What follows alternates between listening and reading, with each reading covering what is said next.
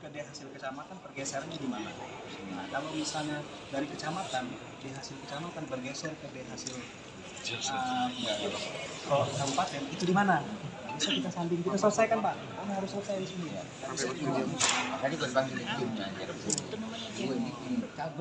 Kaca pecah bos, lempar orang bos. Semua mobil kena terbanggi. Yang lintas terbanggi untuk malam ini agak hati-hati. Semuanya kena lempar semua.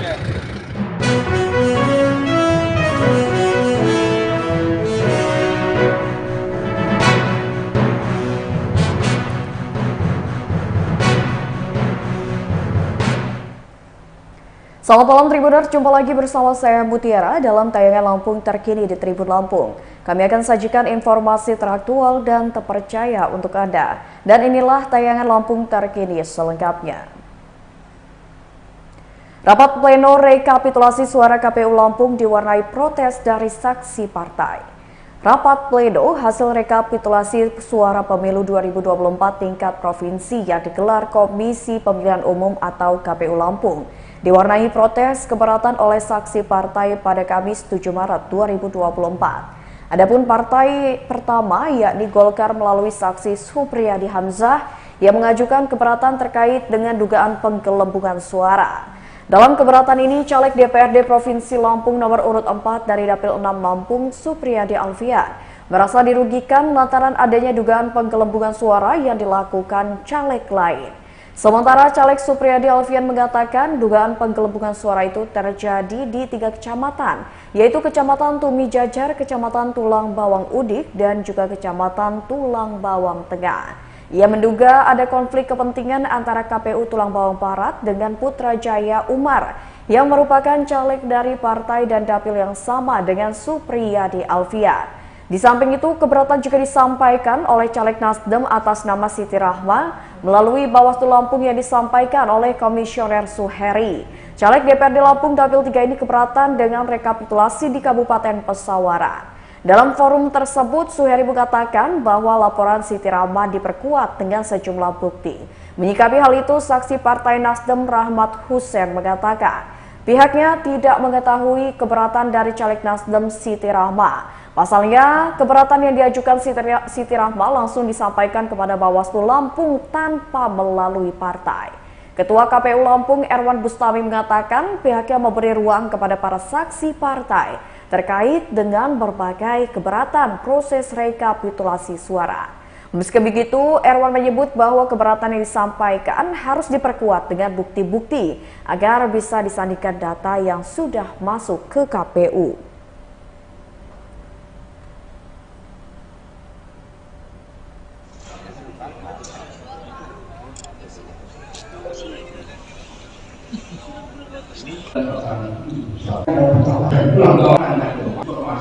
Kemudian yang kedua ada berbagai kecamatan. Sudah menyampaikan tadi sepanjang didukung oleh bukti otentik, misalnya terkait bukan proses. Ini kan ada keberatan proses, ya kan, ada keberatan penghitungan. Nah, kita lihat dulu keberatan seperti apa. Kalau misalnya keberatan ini terkait dengan penghitungan perolehan suara yang sudah kita lakukan rekapitulasi penunjukan, maka kita meminta bukti-bukti pendukung, ya, misalnya ada perubahan data dari C hasil plano ke D hasil kecamatan, atau dari D hasil kecamatan berubah di D hasil kabupaten. Nah, itu kita minta. Nah, kalau itu ada datanya, maka akan kita sandingkan di forum rapat pleno ini, data yang dimiliki oleh KPU. Tapi kalau tidak ada data, ya bagaimana kita melakukan penyandingan? Makanya keberatannya kita lihat dulu redaksionalnya seperti apa, gitu loh. Terus nanti mekanisme penyelesaian keberatan yang disampaikan nanti gimana, Ketua? Ya, makanya itu, kalau ada data diselesaikan di forum. Seandainya nggak ada data nih, ya, kalau nggak ada data gimana kita mau menyelesaikannya? Oke. Iya kan? Ya. Ya kan harus ada data dulu. Tadi saya bilang terkait perolehan suara peserta pemilu itu kalau ada keberatan, ya ada perubahan dari C hasil yang berukuran plano ke D hasil kecamatan, ke D hasil kabupaten, perubahannya di mana, di kecamatan mana, di kabupaten mana, nanti kita sandingkan dengan data yang ada gitu. Nah, kita selesaikan. Tadi kan alasannya saksi partai tadi sedang mengumpulkan data tuh. Seperti apa tuh tindak lanjut? Tanya saya sama partai. Ketua mungkin gini, limit waktu. Ketua ini kan belum selesai kan pleno kan sampai 3 hari. Ada limit waktu nggak yang disediakan kalau Ya. dibuka ruang sampai kapan gitu? Ini sampai selesai plenonya. Nah, jam berapa, kira tanggal berapa? Ya, nggak ada tengah selesai plenonya, makanya di forum ini kita punya waktu untuk melakukan. Mungkin sampai tengah malam ini kalian kan ke kabupaten kota terakhir ya ketua ya. Mungkin Ya. sebelum ini masih dikasih ruang ya. Bisa sampai jam 8 jam. Kita nunggu dulu lah ya. Pengelola benarkan pelemparan batu di Tol Bakter berujung 5 kendaraan alami pecah kaca. PT Bakauheni Terbagi Besar Tol mengonfirmasi video viral soal aksi pelemparan batu di Jalan Tol Trans Sumatera atau JTTS. Video tersebut dikonfirmasi diambil di ruas Tol Bakauheni Terbagi Besar. PT Bakauheni Terbagi Besar Tol membenarkan baru-baru ini ada sejumlah kendaraan yang rusak akibat dilempari batu oleh orang tak dikenal. Manajer Operasi Tol Bakter Andri Pandiko menyebutkan peristiwa itu terjadi pada Selasa 5 Maret 2024. Sekira pukul 2:30 waktu Indonesia Barat, tepatnya di kilometer 133 jalur B Tol Bakter. Dari pengecekan oleh pengelola, ada 5 kendaraan yang mengalami pecah kaca dalam kejadian tersebut. Rinciannya, 4 truk dan 1 bus bermuatan penumpang, di mana keempat truk tersebut masing-masing bernomor polisi S8402UR, BG 8290HL, BL 8695LU, dan BE 8191JM. Sedangkan satu lagi adalah bus dengan nomor polisi BA 7095QU. Pihaknya pun sudah melaporkan insiden tersebut ke kepolisian terdekat. Selain itu, pihaknya juga saat ini masih melakukan penjagaan di TKP.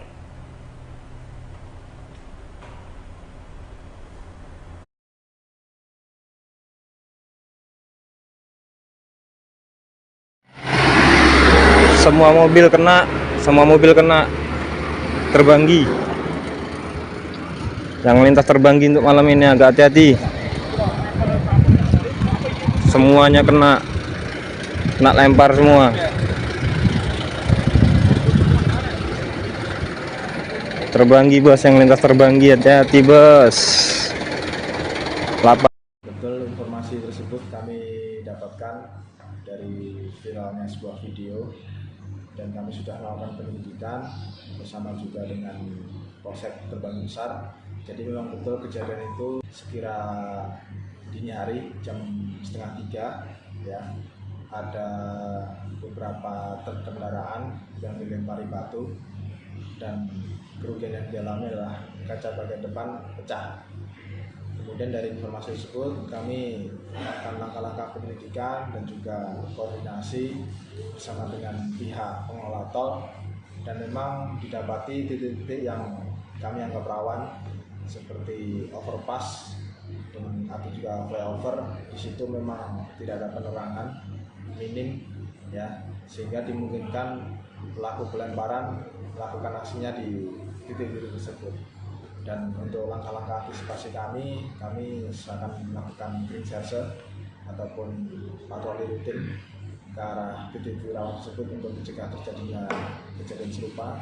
Dan juga kami dari TKAP akan melaksanakan lidik dan mapping terhadap terduga pelaku untuk kami lakukan upaya gakum tindakan tegas ya. Rata-rata dugaan motif para pelaku pelemparan ini apa sih Pak? Ya, ini masih kami dalami ya, itu motifnya. Pemkot diminta cari solusi banjir sampai genangi jalan di Bandar Lampung. Pemerintah Kota Bandar Lampung diminta cari solusi banjir yang menggenang hingga di jalanan Kota Bandar Lampung, sehingga air yang menggenang tersebut menghambat pengguna jalan di wilayah Bandar Lampung. Sebagaimana yang dirasakan pengendara yang melintas di Jalan Pembangunan A5, Kelurahan Waidadi, Kecamatan Sukarami, Kota Bandar Lampung. Pengguna jalan yang melintasi jalan tersebut harus berhati-hati dengan mengurangi kecepatan karena ada genangan air hingga banjir di wilayah tersebut. Pandu Satri Jaya Diningrak selaku pengguna jalan mengatakan dirinya merasa terganggu dengan air yang meluap hingga badan jalan. Pantauan Tribun Lampung, pengendara lainnya ada yang berhenti dan ada terus melanjutkan perjalanan dengan merobos jalan yang tergenang. Banyak sampah plastik berserakan di atas genangan air yang banjir tersebut. Pandu pun terpaksa tetap melewati jalan itu karena malas memutar lewat jalan lain. Diakui oleh Pandu, wilayah Kecamatan Sukarame hujan dan cukup awet. Oleh karena itulah, Pandu berharap pemerintah Kota Bandar Lampung lebih sigap dalam penanganan banjir.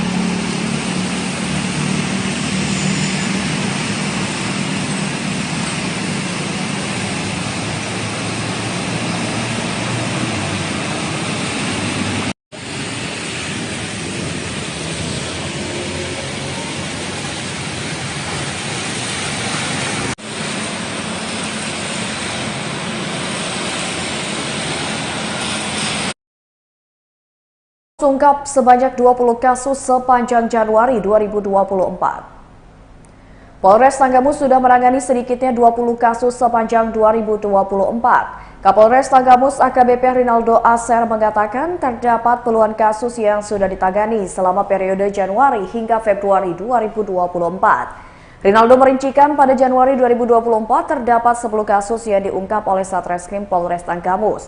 Kemudian 10 kasus lainnya ditangani pada Februari 2024. Ia mengungkapkan beberapa waktu belakangan Polres Tanggamus masih fokus melakukan pengamanan terkait dengan pemilu 2024. Untuk itulah konferensi pers pada Januari-Februari 2024 baru bisa terlaksana pada hari ini. Polres Tanggamus mengungkap sebanyak 10 kasus selama Januari dan terbanyak adalah kasus pencurian dengan pemberatan. 10 kasus terdiri dari curas-curat, asusila dan juga perjudian. Kapolres Tanggamus AKBP Rinaldo Aser menyebutkan ada 2 kasus curat pada Januari dan dari 2 kasus curas itu polisi berhasil mengamankan 2 orang tersangka. Dan pada bulan yang sama, Polres Tanggamus juga membongkar 5 kasus curat dengan 8 tersangka. Selain itu, ada 1 kasus perjudian yang diungkap Polres Tanggamus dengan 1 tersangka. Polres Tanggamus pun sudah menangani sedikitnya 20 kasus sepanjang 2024. Kapolres Tanggamus AKBP Rinaldo Aser mengatakan terdapat puluhan kasus yang sudah ditangani selama periode Januari hingga Februari 2024. Tersangka 3 orang, kasus curat sebanyak 5 kasus dengan tersangka 6 orang, kemudian kasus perjudian sebanyak 1 kasus dengan tersangka 3 orang, dan kasus yang berkaitan dengan Undang-Undang Migas sebanyak 1 kasus dengan tersangka 1 orang. Dengan barang bukti 6 unit sepeda motor, 3 unit handphone, 11 senjata tajam, 1 unit mobil, dan 13 buah drigen. Untuk diketahui juga, jadi dari di wilayah Polsek Kota Agung, 1 TKP di wilayah Polsek Wonosobo, 1 TKP di wilayah Polsek Talang Padang, dan 1 TKP di wilayah Polsek Pugung. Sementara untuk TKP curas di bulan Januari ada 2 TKP, yaitu 1 TKP di Polsek Limau dan 1 TKP di Polsek Kota Agung. Sementara untuk TKP pencabulan ada di wilayah Polsek Wonosobo. Kemudian untuk TKP, 3 kasus curat ada di wilayah 2 kasus curat ada di wilayah Polsek Talang Padang dan 1 di wilayah Polsek Pulau Panggung. Kemudian untuk TKP curas dari 5 kejadian itu paling banyak terjadi di Polsek Wonosobo sebanyak 3 TKP, kemudian 1 TKP di wilayah Polsek Pugung dan 1 TKP di wilayah Polsek Semaka. Sementara untuk perjudian di bulan Februari ada 1 TKP di wilayah Polsek Talang Padang. Untuk TKP yang berkaitan dengan Undang-Undang Migas itu ada 1 TKP di wilayah Polsek Semaka. Demikian rekan-rekan media. Satreskrim Polres Tanggamus beserta Polsek jajaran melakukan pengungkapan sejumlah 10 kasus yang terdiri dari 5 kasus pencurian dengan pemberatan, di mana ada 8 orang yang sudah ditetapkan sebagai tersangka. Kemudian kasus pencurian dengan kekerasan sebanyak 2 kasus. Dari 2 kasus ini ada 2 orang tersangka. Kemudian kasus pencabulan sebanyak 1 kasus dan sudah 1 orang ditetapkan sebagai tersangka. Ditelantas Polda Lampung catat 1.975 pengendara terkena teguran. Direktorat Lalu Lintas Polda Lampung mencatat sebanyak 1.975 pengendara terkena teguran selama 3 hari operasi keselamatan Krakatau 2024. Hal itu dikatakan oleh Wakil Direktur Lalu Lintas Polda Lampung AKBP Muhammad Ali saat diwawancarai Tribun Lampung di ruang kerjanya pada Kamis 7 Maret 2024. Sedangkan tiga pengendara terkena ITLS statis pada periode 4 hingga 6 Maret 2024. Sedangkan 1.972 pengendara terkena teguran. Rinciannya pada 4 Maret 2024 ada 587 pelanggaran, 5 Maret 2024 ada 667 pelanggaran, dan 6 Maret 2024 ada 718 pelanggaran. Dalam periode tersebut juga ada 9 kejadian kecelakaan dengan total korban meninggal dunia yakni sebanyak 5 orang. Ia mengatakan tujuan operasi keselamatan Krakatau adalah sebagai upaya preventif dan juga preemptif. Preventif ini pun menyasar terkait dengan kemacetan dan kegiatan ini pula untuk mengantisipasi dan memahami awal puasa sebagai persiapan untuk operasi ketupat. Selain itu, operasi keselamatan Krakatau juga bertujuan untuk menciptakan Kamsel Tipcar, yakni keamanan, keselamatan, ketertiban, dan juga kelancaran lalu lintas. Polda Lampung melaksanakan operasi keselamatan Krakatau 2024 ini selama 14 hari, yakni pada 4 hingga 17 Maret 2024.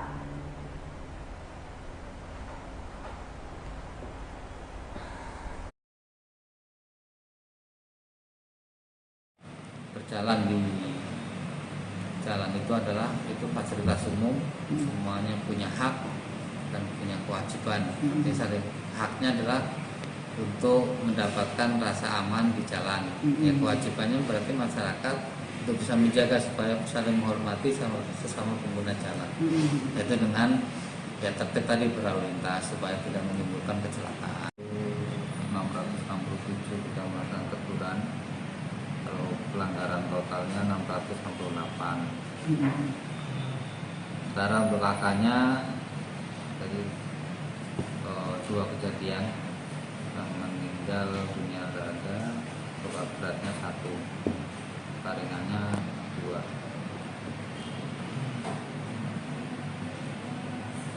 Untuk hari ketiganya, untuk tilang, untuk etle 1, kemudian teguran secara total itu 718, dan jumlah jar totalnya ada 719 pelanggaran. Kemudian jumlah lakanya itu ada 5, korban meninggal dunianya ada 2, kemudian luka beratnya ada 2. Kabar terakhir datang dari Menteri Perdagangan klaim tak ada kelangkaan bahan pokok di Lampung jelang Ramadan. Dalam rangka mengatasi gejolak harga pada barang kebutuhan pokok jelang Ramadan dan Idul Fitri 2024, Menteri Perdagangan Zulkifli Hasan menyambangi Provinsi Lampung pada Jumat 8 Maret 2024. Zulhas bersama rombongan datang melakukan pantauan harga di Pasar Kangkung Teluk Betung Utara, Bandar Lampung. Usai melangsungkan pantauan, Zulhas menyatakan bila kondisi stok barang di Pasar Lampung cukup banyak, sehingga mengenai kelangkaan barang menjelang bulan Ramadan, masyarakat Lampung tidak perlu khawatir. Kemudian dari hasil pantauannya, Zulhas menjabarkan harga bawang putih saat ini di bawah standar, yakni Rp36.000. Begitu pula dengan bawang merah yang menurutnya masih tergolong murah, yakni Rp30.000. Cabai pun turun menjadi Rp58.000, sedangkan beras tidak naik tapi juga belum turun alias masih mahal.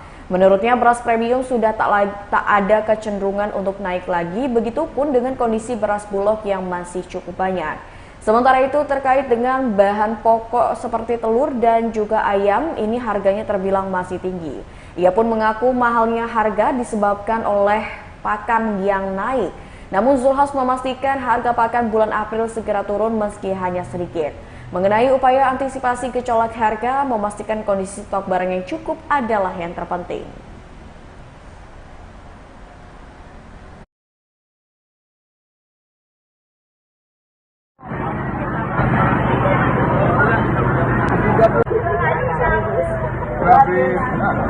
Ya sama modal aja sama modal ya.